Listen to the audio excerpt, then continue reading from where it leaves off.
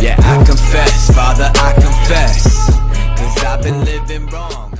Ford Motor Company on Friday announced that the first examples of its new GT supercar had been completed and would be on their way to customers before the year is out.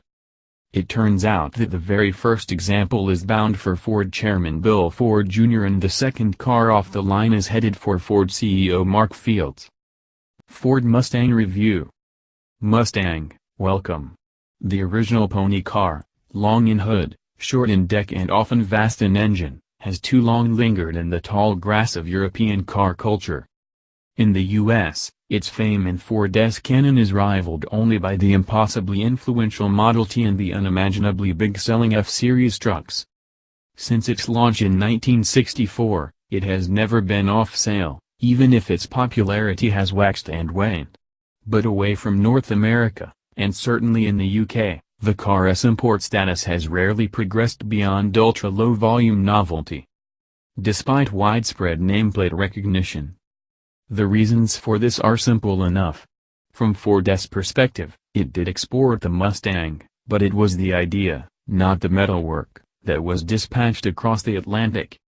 Thus Europe's cheap-to-build fastback coupe was the wildly successful Capri, followed, inauspiciously, by the charmless Probe. In retrospect, this was no bad thing. Cared for, impossibly pretty mid-1960s classics and V8-engined, late 1960s Mach 1 muscle cars are the Mustangs most encountered in Britain, ensuring that the badge remains largely unsullied by at least 3 generations of intervening mediocrity. Around a decade ago, though, with the 5th generation, Ford rediscovered its stride. Moreover, with the European version long dead and the concept of global cars suddenly fashionable in Dearborn, the possibility of the Model S expansion overseas was finally on the table. The 6th generation, engineered from the outset for right-hand drive, realizes that ambition. Offering inimitable space, scale and style, it will be sold in both fastback and convertible guises here, starting at just over £31,000 for one with a turbocharged 4-pot petrol engine or, more tantalizingly, a little under £36,000 for one with a 5.0-liter V8. Guess which one we opted to test? The information was confirmed to the Detroit News by Ford, but the automaker wasn't willing to reveal what color the cars were finished in. A black example with orange stripes was shown in publicity shots. Production is being handled by Canadian motorsport and engineering outfit Multimatic, based in Markham, Ontario. The company is an expert in carbon fiber construction and has built a number of limited edition supercars including Aston Martin S177 and Vulcan models. Ford has confirmed that the GT will be in production for at least 4 years. The car will be produced at a rate of 250 cars per year for the first 2 years.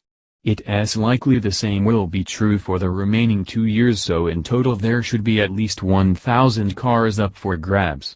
More than 6,000 people applied in an initial round of applications for the first 500 cars, this despite a starting price in the mid-$400,000s.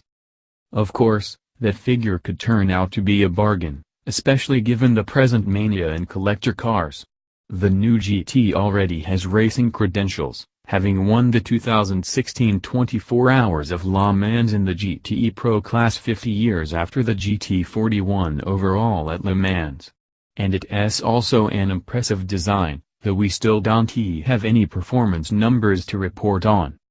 It has all the typical supercar cues, a mid-mounted engine, rear-wheel drive, and a sleek, aerodynamic body.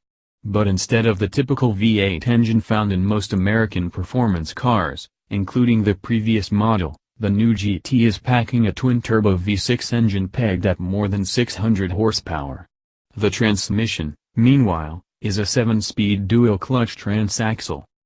There is also advanced construction.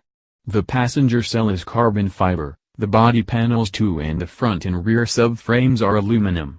The GT is also fitted with active aero features like a deployable rear spoiler. Stopping power comes from carbon ceramic discs.